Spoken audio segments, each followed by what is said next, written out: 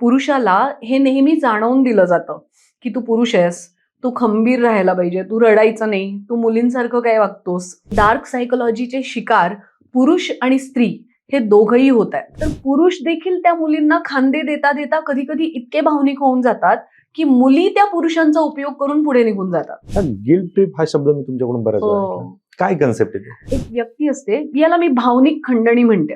मुलीमुळे बिघडला, हा, मुलीमुळे वायाला गेला, हो, खरे, मुलीच्या नादी लागला नसता तर आज कुठेतरी वेगळ्या ठिकाणी असता, असं सर्रास बोललं जातं. खोट्या केसेस ज्या केल्या जातात किंवा कायद्याच्या पळवाटा काढून जे पुरुषांना फसवलं जातं. प्रेम पंख देणारं असतं.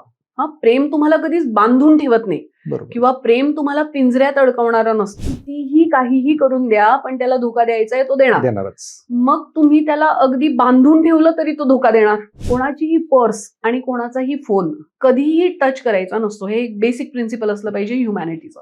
खांदे देताना सावधान राहा, हे बाबू शोना जादू टोणा प्रकारे नाही, ह्याच्यापासून पहिले लांब राहायला पाहिजे. हा, जेव्हा तो मनातून कमकुवत असतो, तो बाहेर आधार तेव्हा शोधण्याचा प्रयत्न करतो जेव्हा तो मनातून पूर्णतः खचलेला असतो. पुरुषांना देखील संरक्षणाची गरज आहे, हे शासनाच्या दृष्टिकोनातून देखील आता पाहिलं जात आहे. या ट्रॅपमध्ये आपण अडकतोय हे कसं ओळखलं पाहिजे आणि त्याच्यातून कसं बाहेर पडलं पाहिजे? प्रेम यामध्ये हिंसा अजिबात नसते. शाब्दिक किंवा शारीरिक कोणत्याही प्रकारची हिंसा अजिबात खपवून घ्यायची नाही.